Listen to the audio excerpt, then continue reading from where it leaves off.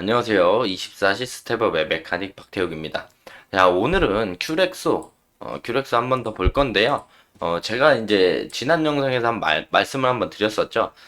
첫 번째 매력 포인트는 13,000원에서 한 14,000원 초반까지 빠질 가능성이 농후하다. 그래서 이제 12일 날, 여기 양봉 보이시죠? 12일 날 3분기 의료 로봇 이제 누적 71대 이제 말씀드리면서 의료 로봇 수출이 급증하고 해외 매출 비중이 크게 늘어나면서 소모품 매출 추정치가 전년 동기 대비 약 2배 이상 성장을 하고 큐비스 조인트의 로봇 암 200대가 이제 상용화 절차를 마무리하고 24년 1월부터 본격적인 생산을 들어갈 예정이다 이렇게 말씀을 좀 드렸는데 뭐 금일은 특별한 뉴스는 없습니다. 이슈는 없습니다만 24년 실적 개선에 대해서는 이제 생각이 변함이 없습니다. 긍정적으로 보는 생각은 변함이 없는데 자, 단기적으로 좀 보면 처음 말씀드린 것처럼 이제 조금 더 하락할 가능성이 있다고 좀 생각을 하는데 이유가 뭐냐면요.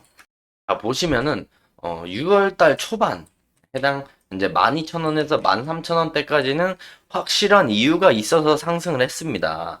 2월 달에 이제 상승한 것들을 보면은 대통령이 이제 자동형 인공 관절 수술 로봇 관람 소식에 상승을 좀 했고요. 그리고 3월부터 이제 로봇 테마 관련돼서 전체적인 로봇 관련 모멘텀이 상승을 좀 해주고 그리고 이제 6월 달에 인공 관절 수술 로봇 독점 판매 계약, 그리고 무릎 관절 수술 소형 로봇 티파니, FDA 이제 승인 소식에 상승을 좀 해 주었는데, 자, 6월 중순부터 이제 상승한 이유를 좀 보자면요.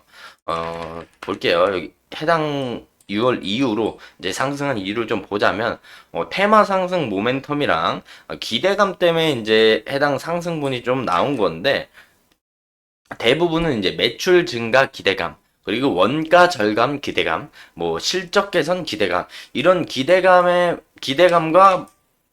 상승 모멘트를 따라서 주가가 이렇게 상승을 해줬기 때문에 현재 이제 그 기대감을 빼고 이제 상승분을 본다면 그 가격대가 이제 12,000원에서 14,000원대로 확인되고 있기 때문에 실적 개선에 대한 기대감, 원가 절감 기대감, 매출 증가 기대감은 이제 실적이 나오고 이제 원가 절감, 매출 증가 기대감이 이제 없어지고 확정이 되면 실적 개선에 대한 기대감은 없어지죠.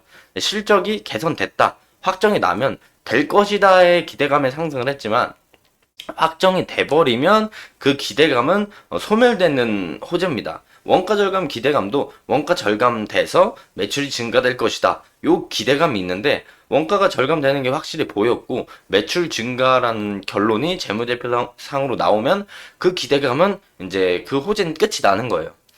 매출이 좋아질 것이다 해서 주가가 먼저 반응을 했고 그리고 나서 매출이 좋아졌습니다. 좋아졌다고 해도 안 좋아지면 주가는 바로 하락하겠지만 좋아졌다고 해도 그게 기대감이 아닌 이제 확정이 되어버리면 그거 기대감에 대한 상승은 빠질 수밖에 없다 이렇게 좀 보실 수가 있어서 기대감으로 상승한 6월 중순 이후의 상승을 좀 보면은 그 이전 주가까지 돌아온다 이렇게 좀 생각을 해주시면 되고 또 말씀드릴 게 뭐냐면 지수를 한번 볼게요. 지수를 한번 보면은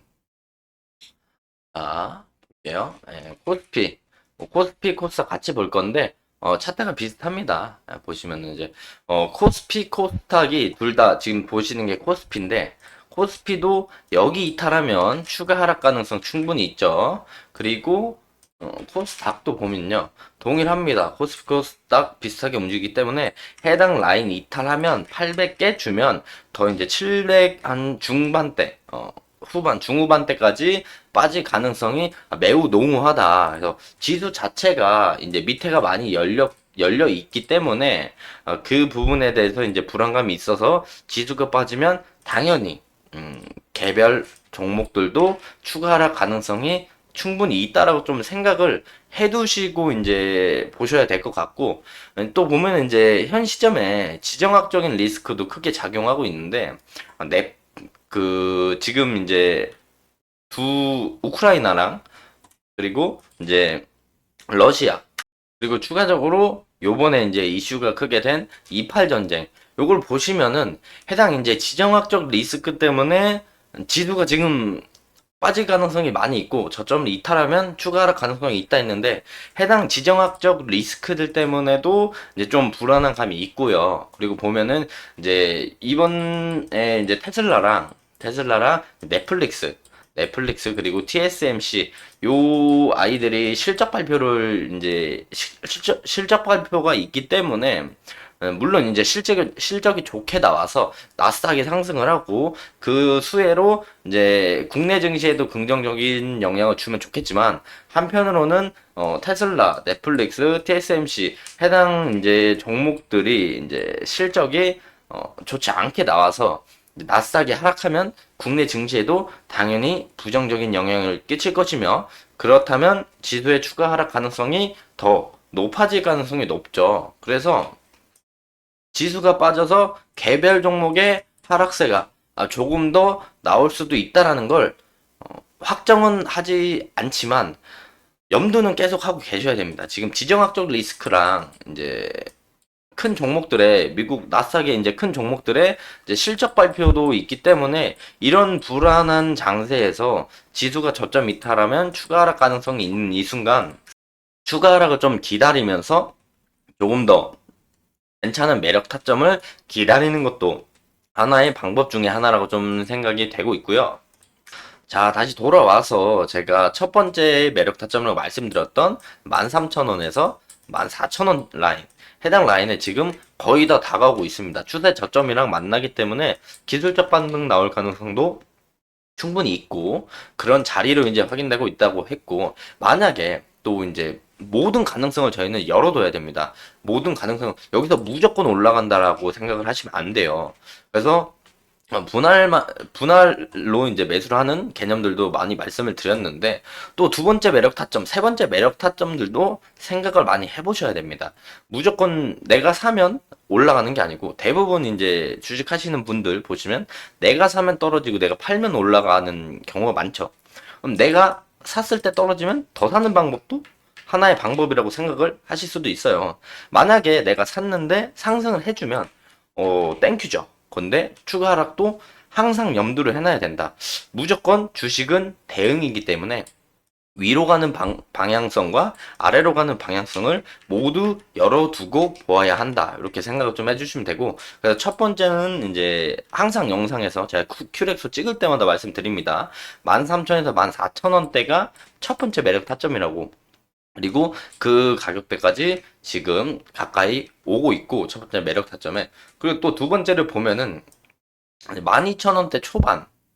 여기도 좀 괜찮은 자리로 앞에 매물대가 많이 쌓여있기 때문에 긍정적으로 또 볼 수 있고요. 자, 그 다음에 좀 더, 이 아래쪽을 좀 생각을 해보셔야 돼요. 여기서 이제 추세가 이탈이 나온다면은, 추가 하락 가능성도 충분히 더 있을 수도 있습니다. 기대감에 상승한 거는 이제 만 원대 초반 이후로 기대감에 상승했지만, 실적 개선, 이 가격대까지는 세 번째 매력 타점까지는 잘 안 올 거예요. 올 확률이 드물지만 그래도 생각은 해 두셔야 한다. 이렇게 좀 생각이 들어서, 마지막 매력 타점은 좀 차트를 한번 크게 볼게요. 한번 크게 보면, 자, 지금 보시면은 해당 매물대가 엄청 많이 여기 매물이 쌓여 있습니다. 요쪽 매물대를 생각해서 이제 한 1만 원에서 한 9천 원대 요 라인까지 오는 것도 염두를 해 두시고 이 가격대는 이제 앞에 이렇게 매물이 긴 시간 동안 쌓여 있었기 때문에 여기까지 이제 한 번에 내려온다면 계단식 말고요.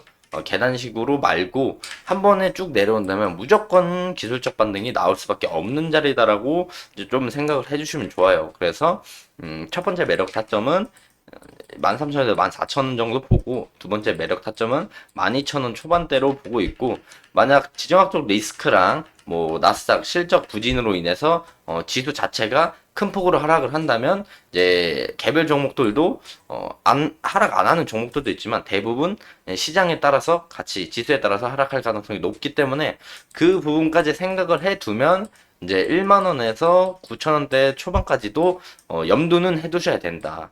만약에 여기까지 안 오고 이제 상승을 해 준다면 물론 좋죠. 왜냐면 상승 가능성도 볼 수 있는 게 24년도에 대한 실적 개선에 대한 아주 긍정적인 영향이 많이 있고 항상 긍정적이라고 제가 말씀을 좀 드렸습니다. 그리고 이제 연간 재무제표를 보면 흑자 턴어라운드 요거까지 생각을 한다면 23년 이제 12월 연결 재무제표이기 때문에 이제 24년도 초반에 이제 흑자 턴어라운드에 대한 확정이 나면 이 매수세가 붙을 가능성도 충분히 있기 때문에 어, 그 가격대까지 오지 않고 상승할 가능성도 충분히 있다. 하지만 우리는 모든 가능성을 열어둬야 되기 때문에 첫 번째 매력 타점과 두 번째 매력 타점, 세 번째 매력 타점을 모두 염두를 해두고 이제 상승 가능성을 바라보아야 한다. 이렇게 좀 생각을 해주시면 좋을 것 같고, 뭐 오늘 뭐 큰 이슈는 큐렉스에 관해서 없었습니다. 없었고, 그냥 뭐 22일, 13일 날 외인이 좀 매도를 많이 했고, 개인이 받았다. 개인이 받았고, 기관도 매수세가 좀 들어왔다. 이 정도로 이제 3일 정도를 좀 정리할 수 있는데, 뭐 오늘 금일도 이제 외인이 조금씩 사고는 있지만 전체적으로 보면은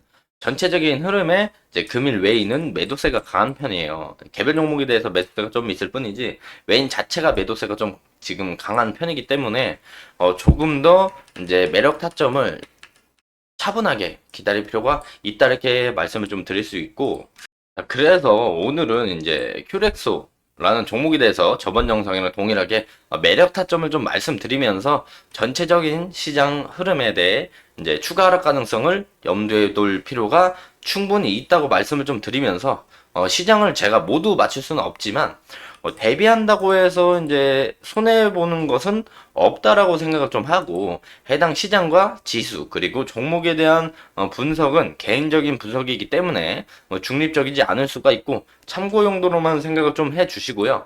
시청자분들의 이제 자신만의 생각을 더하셔서 기준을 잡으셨으면 좋겠습니다. 자, 오늘 영상은 여기서 마무리하도록 하고요. 저는 다음 영상에서 다시 찾아뵙도록 하겠습니다. 오늘도 시청해주셔서 감사합니다.